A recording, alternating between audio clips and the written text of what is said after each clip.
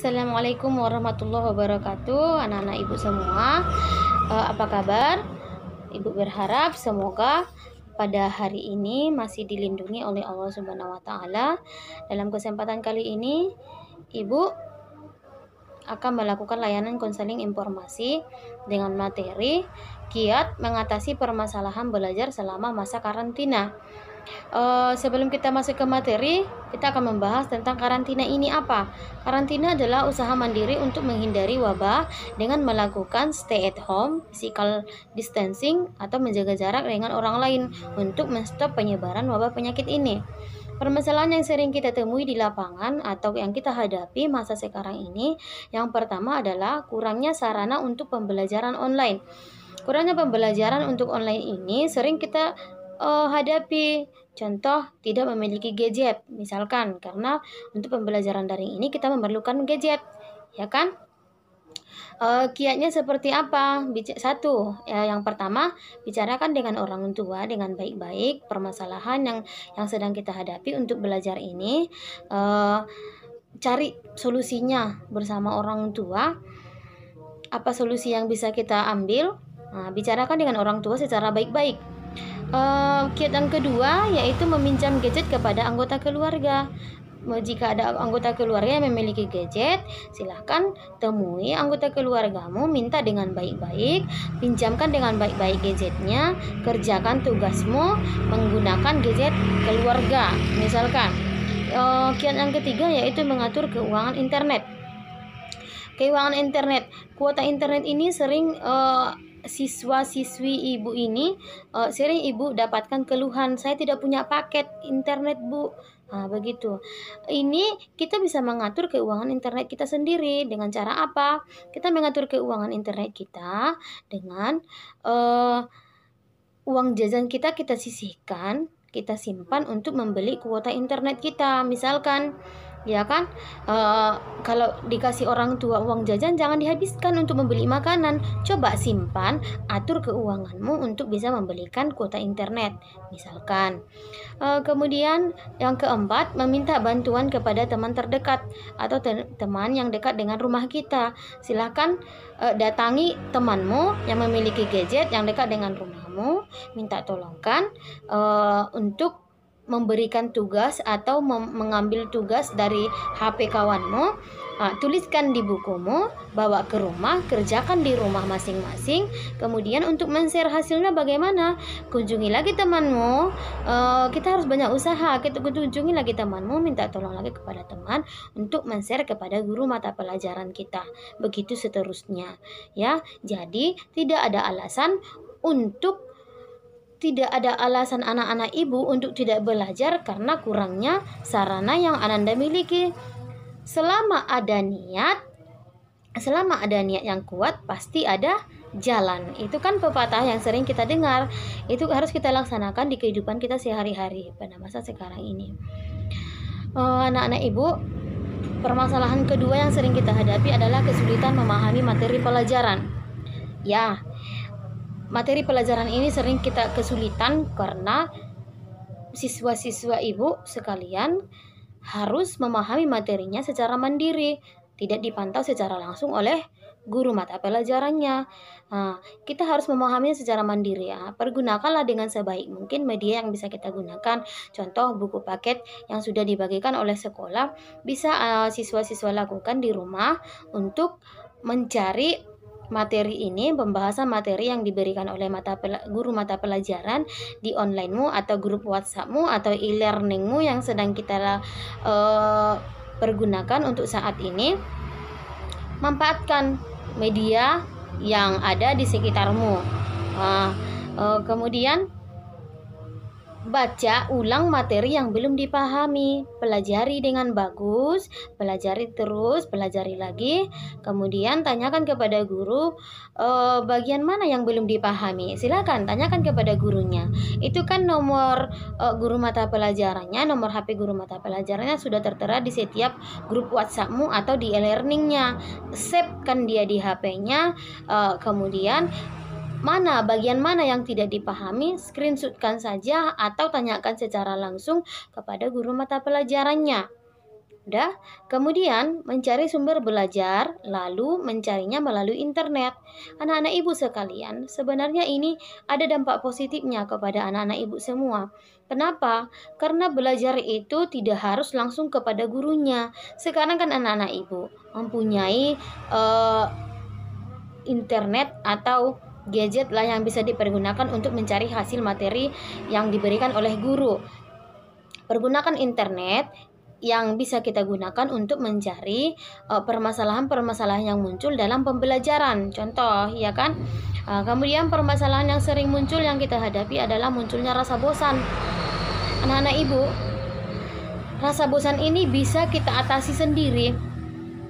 Yang pertama, atur waktu belajar anak-anak ibu. Jangan monoton, jangan belajar berjam-jam dalam satu materi. Kalau misalkan tidak paham, buatkan waktu istirahatmu, manfaatkan waktu istirahatmu ini untuk menyalurkan hobi-hobi anak-anak ibu sekalian. Gali diri masing-masing. Kesenangan apa yang bisa kalian pergunakan, yang bisa kalian kerjakan pada masa istirahatnya. Buatkan istirahatnya, belajar sedikit-sedikit saja, tidak berjam-jam sampai merasa bosan. Selingi dia waktu belajarmu dengan mempergunakan hobimu atau mengerjakan hobi yang bisa kau kerjakan di rumah dengan menghindari tidak berkeliaran di luar rumah. Ingat ya, tidak berkeliaran di luar rumah. Permasalahan selanjutnya adalah munculnya rasa malas karena kamu merasa bosan dengan kegiatan di rumah. Selain itu, rasa malas ini muncul karena ada kegiatan yang lebih menarik menurut anak-anak ibu di luar sana. Dia merasa lebih menarik dengan kegiatan di luar sana. Kiatnya ini bagaimana? Yang pertama adalah disiplin waktu belajar. Apapun yang terjadi, kamu harus menepati waktu belajaran. Jangan sampai teralihkan dengan kegiatan yang lain yang bisa merusak waktu belajarmu. Contoh, waktu jam pelajaran masuk jam pertama jam 8, disiplinkan, kerjakan di jam 8 pagi, usahakan sampai selesai. Tapi jangan paksakan diri Ananda untuk melaksanakannya, mengerjakan satu tugas itu selama lebih dari 2 jam. Itulah yang nantinya akan membuat merasa bosan. Karena sudah merasa bosan, di sanalah muncul rasa malas. Jadi anak-anak ibu bagaimana? Atur waktunya. Misalkan jam pelajaran yang pertama 20 menit, 25 menit, contoh. Buat selingan waktunya, istirahatkan sedikit. Karena ingat anak-anak ibu sekalian, guru-guru di sekolah itu sangat memaklumi anak-anak ibu yang di rumah belajar di rumah dengan yang secara belajar tatap muka secara langsung. Guru tidak meminta tugas yang di-share ke grup atau ke aplikasi yang lain itu harus diselesaikan saat itu juga. Ya, guru masih memberikan waktu tenggang itu dikirim kembali kepada guru mata pelajarannya.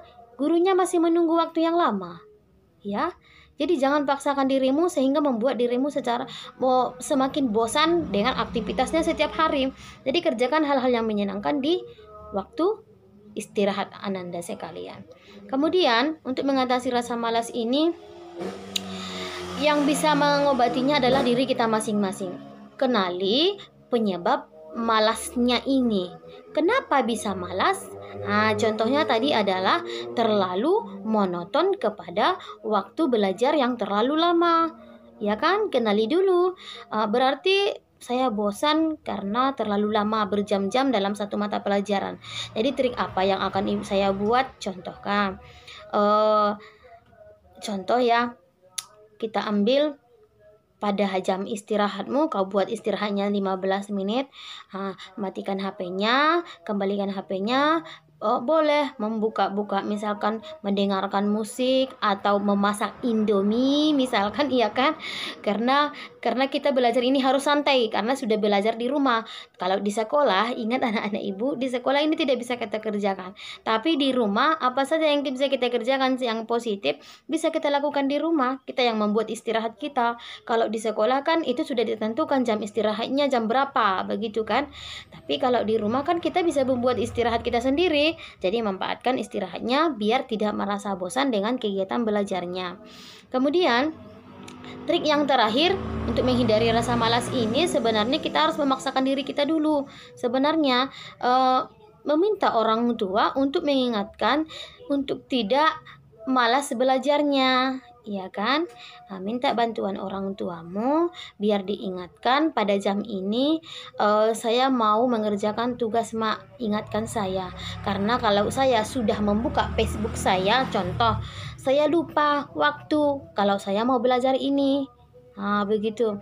Jadi atur waktumu, minta pertolongan kepada orang tua untuk mengingatkan, tapi jangan marah kalau orang tua mengingatkan. Jadi bekerja samalah dengan orang tuamu untuk belajar di rumah. Jadi anak-anak ibu sekalian, dalam masa pandemi ini marilah kita manfaatkan waktu kita sebaik mungkin. Jangan banyak mengeluh, banyak-banyaklah berdoa agar pandemi ini segera berakhir.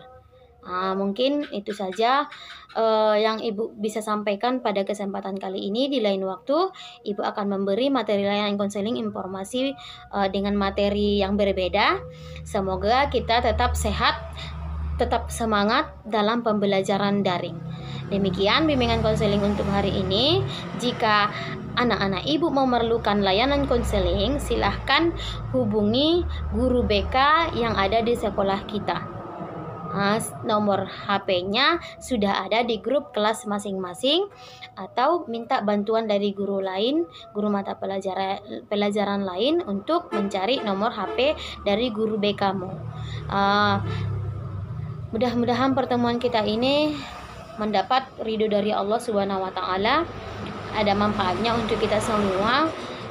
Ibu minta maaf kalau ada kesalahan yang menyinggung perasaan Ananda semua.